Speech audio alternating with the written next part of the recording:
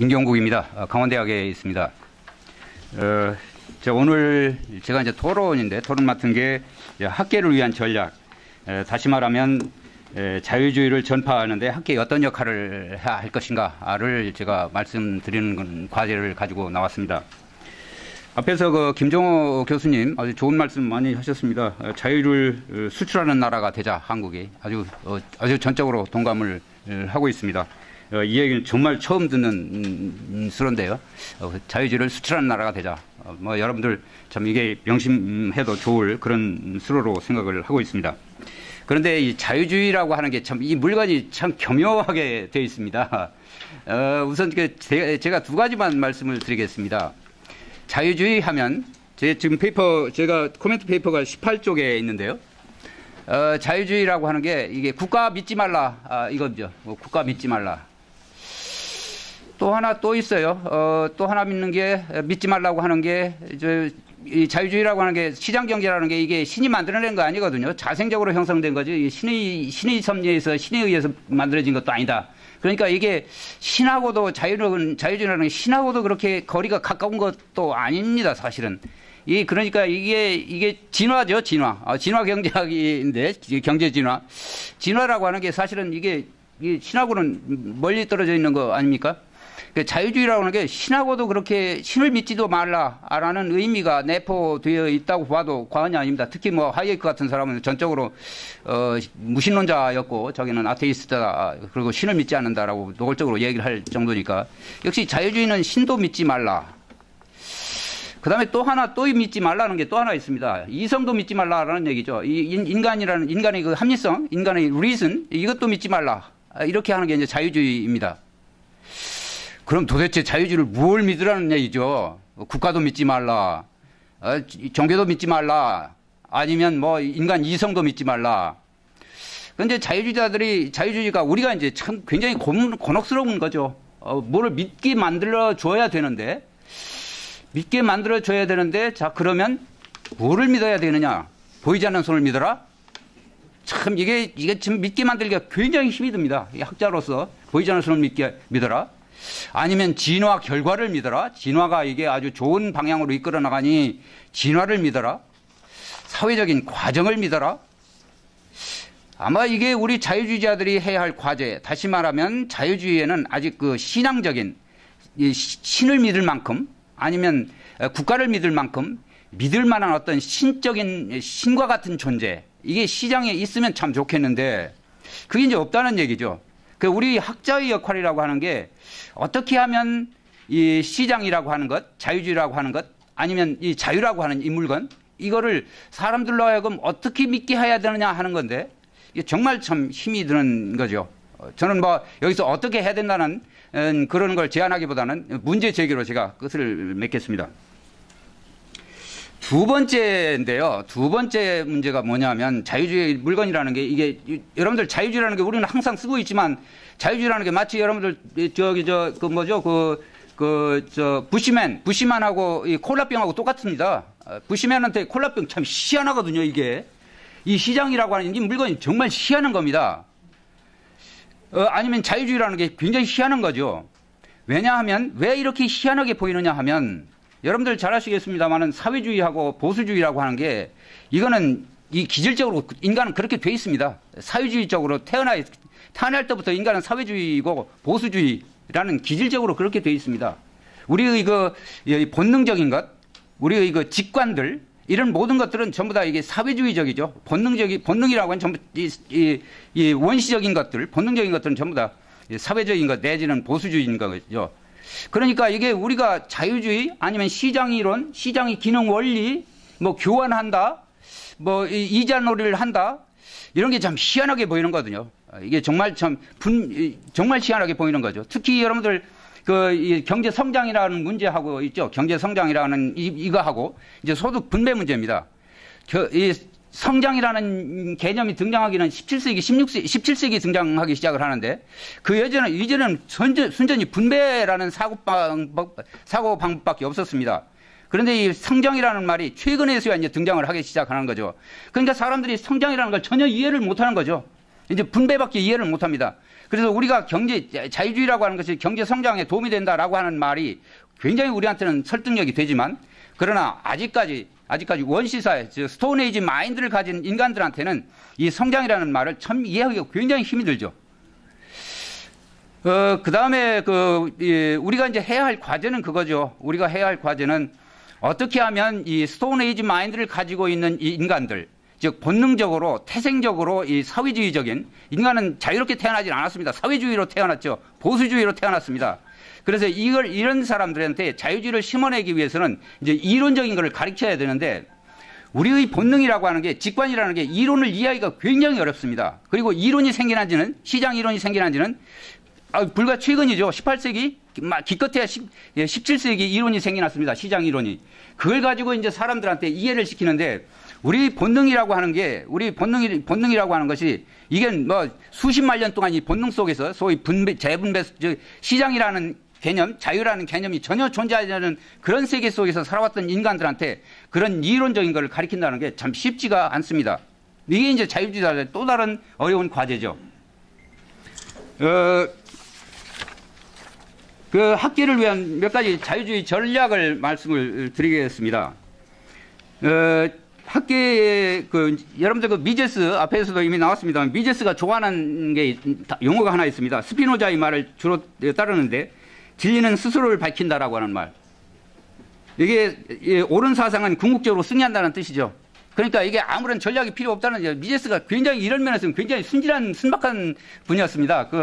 자기 이론을 막 선전하고 이렇게 막 해서 이게 남을 설득시키고 하는 그런 재주는 참 없었습니다. 없고 다만 자기가 진리라고 생각하는 옳은 일이라고 생각하면 그걸 내놓으면 아마 이거는 진리는 스스로 자기 길을 밝혀나가기 때문에 충분히 이거는 뭐 자기가 노력을 하지 않아도 제절로 될 것이다라는 순박한 그런 생각을 가지고 있었는데 결코 이제 그렇지 못했죠. 그러다 나중에 보니까 뭐 노벨상도 못 받고 아주 치근하게 외롭게 살다가 이제 세상을 떠나시는데 그래요? 끝날 시간 됐어요? 그럴까요? 그러면 뭐 여기까지 할까요? 네? 마지막 하나만 더 말씀을 드리죠. 이제 프리드만 같은 사람들은 그렇죠. 프리드만의 경우에는 참 아주 리얼리스틱한 그런 분이죠. 이게 전략이 없으면 동료 교수를 설득시키는 거 이건 쓸데없는 짓이다. 시간 낭비다. 어리석은 짓이다. 이제 그런 얘기를 하죠. 그러니까 이 프리드만은 계속해서 이제 대중들을 상대로 이제 얘기를 하는데 아마 이게 우리 자유주의자들의 과제인 것 같습니다. 제가 뭐 이 자리에서 학계에 있는 여러 사람들을 학계에 있는 지금 있는 학자들한테 자유주의를 믿도록 이렇게 설득시킬 재주는 전혀 가지고 있지 않습니다. 그 다음에 마지막으로 한 가지만 더 말씀을 드린다고 한다면 자유주의 학계에서 해야 할 것이 재화를 보면 재화가 이게 소비재가 있고 이 자본재로 나오는데 자본재와 소비재로 나누어지는데 이제 소비재 지식의 종류에도 여러 가지 이제 소비재가 있고 그 다음에 지식의 종류에도 이제 자본재가 존재하는데 자본재도 이제 뭐 소비재에서 멀리 떨어질수록 이제 지식의 종류도 굉장히 깊은 지식으로 넘어가는데 우리나라의 경우를 보면 현재 시중에 나와 있는 책이나 이런 것들을 보면 대체로 소비재가 굉장히 많습니다. 좌파 비교를 하면 오히려 좌파가 소비재가 적은 편이고 그 대신에 좌파의 경우에는 자본재와 비슷한 아주 묵직한 책들이 굉장히 많이 나오죠. 그래서 우리 자유주의 학계에서 해야 할 과제는 소비재 생산하는데 너무 그것도 치중할 중요한 과제이긴 합니다만은 그러나 우리가 좀 더 자유주의가 심도 있게 뿌리 깊게 자리 잡기 위해서는 이 자본재적인 자유주의 서적들 전에 있었던 예를 들면 공병호 소장님이 계셨을 당시에 그 당시에는 뭐 여러 가지 여건이 참 좋았기 때문에 그런 기회도 있었습니다만은 그 책을 굉장히 많이 발행을 했습니다. 아주 오리지널한 책들이죠. 이건 뭐 영원히 앉아서 필요한 때는 언제든지 꽂아서 보는 그러니까 한 번 읽고 쓰레기통으로 들어가는 것이 아니라 한 번 읽고 책꽂이에 모셔놨다가 다시 찾아보는 이제 그런 책들을 우리가 학계에서 만들어내는 것이 우리나라 자유주의를 좀 성장시키고 또 아까 김정호 교수님께서 말씀을 하셨습니다마는 자유주의를 해외에 수출하는 데도 역시 중요한 게 아닌가 하는 그런 생각을 갖습니다. 여기까지 할게요. 예, 고맙습니다. 네, 고맙습니다. 자, 그리고 이어서 이제 우리 한정섭 편집위원께 부탁드리겠는데요. 9페이지에 요약문이 있으니까요. 요약문 중심으로 요약해서 네. 말씀해 주시기 바랍니다. 박수로 환영해 주시기 바랍니다. 예, 앞서 발제해 주신 우리 김정호 원장님, 김정호 교수님 발제를 들었고요. 그 다음에 우리 토론에 제가 담당할 분이 언론에 대한 전략입니다. 언론에 대한 전략인데 학계 쪽에 계신 그 선생님들은 이제 동료 학자들 설득하시기가 굉장히 어렵다는 말씀 제가 충분히 공감을 하고요. 다만 이 언론을 통한 이제 대중들의 설득은 조금 다른 부분인 것 같습니다. 사실 제가 그 KBS에서 다큐멘터리 프로듀서로 제가 한 8년 정도 일을 했습니다만은 그 언론이라는 속성이 좀 특이한 게 있어요. 그러니까 뭐냐면은 원래 그 미디어라는 것이 그 중간자란 뜻이거든요. 그게 이제 그 라틴어 미디움의 이제 복수형인 미디어인데 그게 신과 인간을 연결해주는 그 샤먼의 역할을 합니다. 미디어가. 그래서 그 미디어가 주로 하는 것이 그 사회를 통합시키면서 어떤 계시 기능을 하죠. 예언자적 기능을 또 이렇게 합니다. 그래서 이 자유주의의 어떤 이념이나 가치를 우리가 그 언론을 통해서 현실 문제에 적용을 해서 만약에 응용을 해서 이야기할 경우에는 의외로 상당히 많은 반응들을 이끌어낼 수가 있더라는 것이 제 경험이고요. 그래서 되게 이제 그 언론을 통한 그 자유주의 이념의 확산 운동은 4가지 정도가 있을 것 같습니다. 하나는 일단은 채널링 전략이 있는데요. 이거는 뭐냐면은 기존의 매체들을 활용을 해서 자유주의의 어떤 그 이론, 그 다음에 어떤 컨텐츠들을 제작할 수 있도록 유도를 해주는 방법입니다. 그 중에 하나가 여러분 그 심야 토론이라든지 각종 그 TV 토론에 보면 자유주의 연사분들이 많이 참석을 안 하시고 계세요. 주로 이제 보수 진영 쪽에서 많이 가시는데 이런 한미 FTA 문제 같은 경우에 우리 현진권 소장님께서도 하셔서 굉장히 그 좋은 반응을 이끌어내셨어요. 그래서 좀 이렇게 자유주의 학자들이 이런 그 TV 토론에 많이 좀 나가실 필요가 있다. 그렇기 위해서는 방송국에 있는 PD들이 사실 잘 모릅니다. 그러니까 어느 분들이 자유주의 이론가인지를 몰라요. 그래서 우리가 방송국의 CP라든지 이런 PD들한테 이런 자유주의 자들의 명단, 그다음에 이 사람 프로필, 그다음에 뭐 이런 커리어 이런 거를 좀 만들어서 각 방송국의 그 토론 프로그램이나 CP들한테 전달해 줄 필요가 있습니다. 그래서 이런 분들이 경제 문제나 사회 문제나 교육 문제에 아주 좋은 의견들을 갖고 있으니까 그 섭외를 주로 이제 이렇게 섭외를 하라 이렇게 이게 정보를 주면 피디들이 굉장히 좋아합니다. 작가들도 그렇고. 왜냐하면 모르는 정보를 주기 때문에.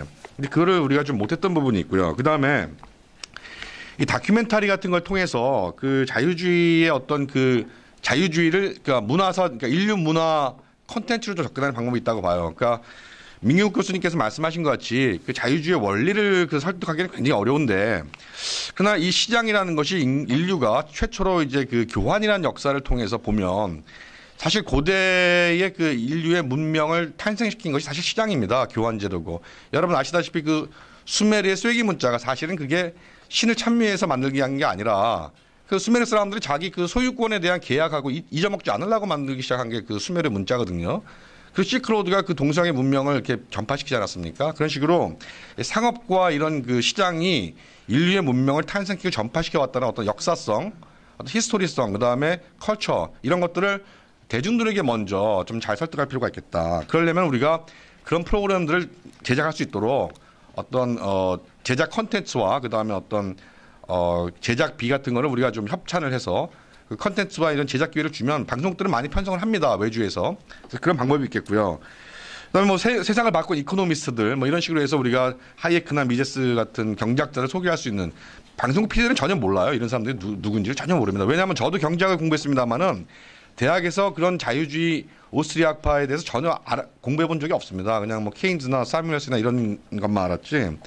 그래서 이제 그런 그 정보를 좀 줄 수가 있다. 그다음에 또 하나는 제일 중요한 게 이제 소셜 미디어 전략인데요. 요거는 이제 그 관계성 네트워크 전략입니다. 현재 그 페이스북이나 이제 온라인을 통해서 그 상당히 많은 분들이 자유주의자분들이 활동을 하고 계시는데 제가 페이스북에서 활동을 해보니까 의외로 대학생들이나 젊은 분들이 많이 깨달으세요. 왜냐하면 이게 관계 미디어를 통해서 알려주게 되니까 그 중에 하나가 예를 들면 우리 그 일반 사람들 그 사회와 개인을 놓고 보면 사회를 선호하는 경향이 있습니다. 예를 들어서 사회적 부가 개인적 부보다 낫다 이런. 근데 결국 사회적 부라는 거는 개인적 부들의 합계 아니겠어요? 그러니까 사회적 비용이라는 게 따로 있는 게 아니라 개인적 비용들의 합인데 결국 사회란 것이 개인들의 어떤 합이다라는 거를 알려주면 굉장히 쇼크를 먹습니다. 아, 내가 막연히 알고 있던 사회라는 게 결국 개인들의 집합이었구나. 그럼 결국 개인들의 문제고 개인들로부터 해결돼야 된다라는 거에 이제 동의를 하기 시작하더라고요. 그래서 그런 어떤 멘토링하거나 또는 이렇게 가르쳐 줄 수 있는, 그러니까 궁금한 것들을 깨우쳐 줄 수 있는 그런 방법들이 온라인과 소셜미디어에서 굉장히 유력하더라. 이런 방법이 있고요. 그 다음에 자유주의 철학에 기반한 미디어 설립도 한번 생각해 볼 수가 있겠다. 이거는 미디어 전략인데요. 우리 정규제 TV 같은 경우가 이제 굉장히 좋은 호응을 얻고 있습니다. 지금 200만 클릭이 넘어갔죠. 그래서 그 의외로 대중들은 그 자유주의 컨텐츠를 접했을 때 굉장히 굉장히 빨리 반응을 합니다. 의외로 교수님이나 지식인들보다 더 쉽게 반응을 해주고 오히려 더 잘 받아들입니다. 사실 우리 한국인들한테는 자유주의 코드가 저는 있다고 보거든요. 특히 중국 같은 경우에는 그 노장 사상이 기본적으로 이제 사람들이 알고 있기 때문에 또 우리는 일제 식민지를 어떤 경험을 했고 그래서 개인의 독립성, 그 다음에 개인의 자유성 이런 부분에 대해서는 굉장히 쉽게 인정을 해주는 편이에요. 그런데 이게 이제 지식인 사회로 이렇게 지식 문제로 들어가면 서로 이제 지식인들끼리는 굉장히 논쟁이 많은데 일반 대중들은 오히려 쉽게 받아들인 경향이 있더라. 이걸 제가 이제 좀 발견한 부분이 있고요. 그래서 자유주의적인 컨텐츠들을 이렇게 대중적인 눈높이에서 조금 이렇게 쉽게 이해할 수 있도록 그렇게 좀 포장하는 것이 좀 필요하겠다. 예를 들면 아까 팍스TV 김정원 원장님 말씀하셨습니다만은 팍스TV에서 아나운서가 있습니다. 앵커맨 스토셀 정부는 왜 하는 일마다 실패하는가라는 책을 낸 존 스토셀인데 이 양반은 프린스턴 대학 나오고 굉장히 똑똑한 사람이에요. 그런데 이제 앵커를 합니다. 앵커를 하는데 이 사람의 말 한마디, 그다음에 이 사람의 해설 한마디가 이제 굉장히 영향력이 이제 크죠. 거기에 이제 자유주의적인 철학을 자기가 이제 전파를 하고 있고요. 그다음에 후보 연구소 같은 경우는 후보에는 Uncommon Knowledge라고 거기서 이제 자유주의 학자들을 초대해서 책을 놓고 이제 쿼테이션 따가면서 이렇게 책을 이야기하는 게 있습니다. 근데 그런 프로그램들은 상당히 지식의 전달 면에서 굉장히 유효해서 젊은 학생들, 그 다음에 일반 지식에 좀 이렇게 갈구하는 일반인들한테는 굉장히 좋은 접근의 포인트다. 그래서 그런 소셜미디어, 그 다음에 팟캐스트 이런 것들을 활용을 한 어떤 자유주의 컨텐츠의 제작 이런 것들이 앞으로 굉장히 성공할 가능성이 높다. 이렇게 보고요. 마지막으로는 이 자유주의 저널리즘을 하기 위한 어떤 펀드 같은 게 만들어져서 기존의 제도권에 있는 PD 기자들한테 우리가 자유주의 저널리즘에 대해서 좀 교육시킬 필요가 있다. 사실은 이 사람들이 모르는 경우가 되게 많아요. 그러니까 자유주의를 알면 그것이 갖고 있는 보편성 때문에 굉장히 쉽게 의외로 호응을 할 수 있음에도 불구하고 그런 것이 있는 것조차 모르는 경우가 많더라. 언론사에는. 그래서 PD나 특히 이제 작가나 또는 기자들한테 언론인을 대상으로 자유주의 철학을 기반으로 한 저널리즘에 대한 교육, 그다음에 지원 이런 것들이 있어서 자유주의를 내가 알게 될 경우에 내가 무언가 도움이 된다 이런 것들을 좀 알려줄 필요가 있겠다 이렇게 생각합니다. 예, 감사합니다. 예. 네.